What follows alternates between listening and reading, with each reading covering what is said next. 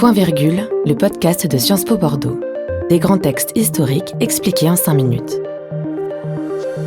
Martin Luther King, I Have a Dream. Washington, 28 août 1963. Je rêve que mes 4 petits-enfants vivront un jour dans une nation où ils ne seront pas jugés sur la couleur de leur peau, mais sur la valeur de leur caractère. Je fais un rêve aujourd'hui. I have a dream. Le cauchemar américain. Pour les Afro-Américains, l'Amérique dans laquelle Martin Luther King fait son rêve en 1963 a plutôt les atours d'un cauchemar. Celui d'une Amérique toujours gangrénée par le racisme institutionnel, un siècle après la libération des esclaves, que le puissant mouvement des droits civiques venu du Sud n'a pas encore pu briser. Celui d'une terre où la définition de la liberté s'entend différemment, selon sa couleur de peau. Fils d'un pasteur baptiste né en Géorgie en 1929, Martin Luther King a très tôt expérimenté la ségrégation. Dès 1955, il s'engage dans la lutte non violente pour les droits civiques, qui le voit mener le boycott des bus de Montgomery en Alabama, puis de très nombreuses actions dans tous les États du Sud, notamment pour le droit de vote et la déségrégation. Il incarne alors la lutte pacifique pour les droits civiques. 28 août 1963, Lincoln Memorial, Washington. Le temps suspendu. En 1963, ce combat va prendre une nouvelle dimension, le jour où Martin Luther King s'adresse à une foule immense réunie devant le Lincoln Memorial à Washington. Condensé d'art oratoire, de talent et de conviction, le discours est de la graine de ceux qui marquent l'histoire et la font basculer. Au cours de ces 5 minutes d'anthologie, le rythme est lent, le ton pédagogique, la voix douce et posée. Les phrases sont scandées comme des vers d'un poème qui semble écrit à la virgule près. Pourtant, lors du fameux passage sur son rêve, le pasteur King improvise. Il a levé la tête du pupitre et s'adresse désormais droit dans les yeux du public. Ses notes conservées montrent en effet que cette digression sur le thème du rêve américain n'était pas écrite. Tout est ici pourtant concentré. Toute la chimie du grand discours se précipite en ces quelques minutes pour lui donner un retentissement inégalé. Si ses talents d'orateur et sa pratique du prêche aident King à catalyser l'instant, c'est surtout au fond et à la forme que le discours doit être un chef-d'œuvre. Martin Luther King utilise tous les artifices rhétoriques susceptibles de faire basculer le discours dans une autre dimension. Logos, ethos, pathos, définis par les maîtres antiques de l'éloquence, l'irrigue et lui insuffle un lyrisme de légende. King s'adresse d'abord à l'intelligence et à la raison du peuple américain, noir et blanc confondus. Il truffe le discours de références culturelles communes qui ont pour but de rassembler les partisans de la liberté et exclure en creux ceux qui s'y opposent. Ici, les pères fondateurs de la nation américaine, le président Lincoln, dont l'ombre symbolique veille sur le rassemblement, la Bible et même Shakespeare sont convoqués.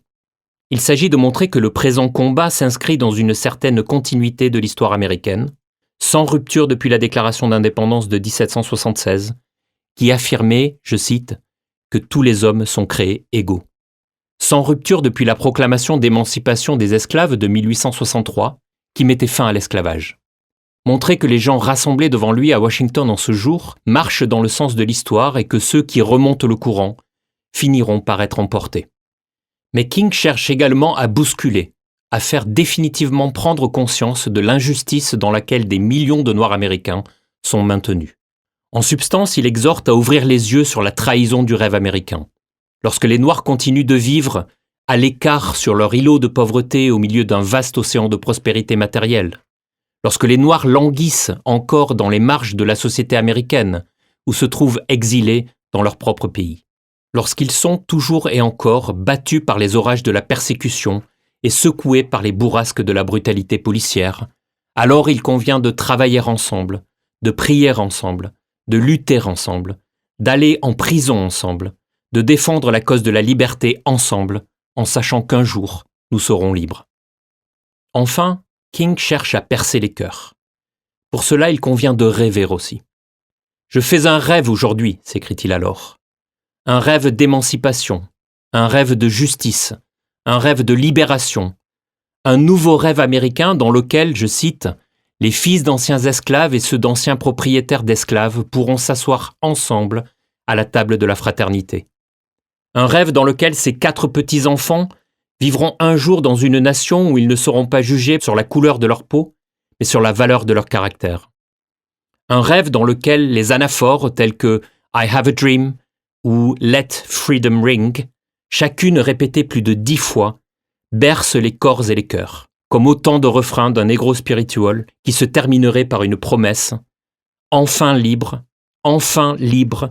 grâce soit rendue au Dieu Tout-Puissant, nous sommes enfin libres. » Les grands discours font-ils l'histoire ? Les grands discours font-ils l'histoire ? Difficile à dire. Disons qu'ils y contribuent.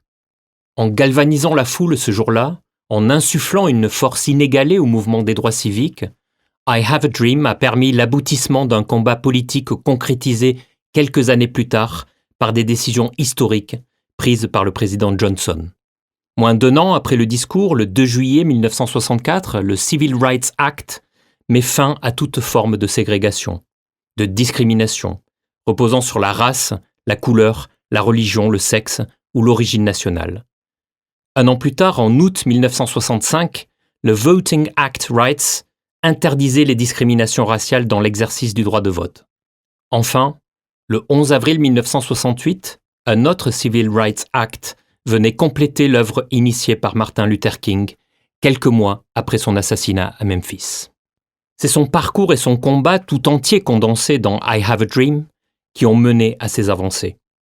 Il continue d'inspirer les combattants de la liberté de par le monde, à commencer par les États-Unis, où le mouvement Black Lives Matter s'inscrit explicitement dans la voie tracée lors de ce rêve de 1963. C'était Point Virgule, votre podcast de Sciences Po Bordeaux.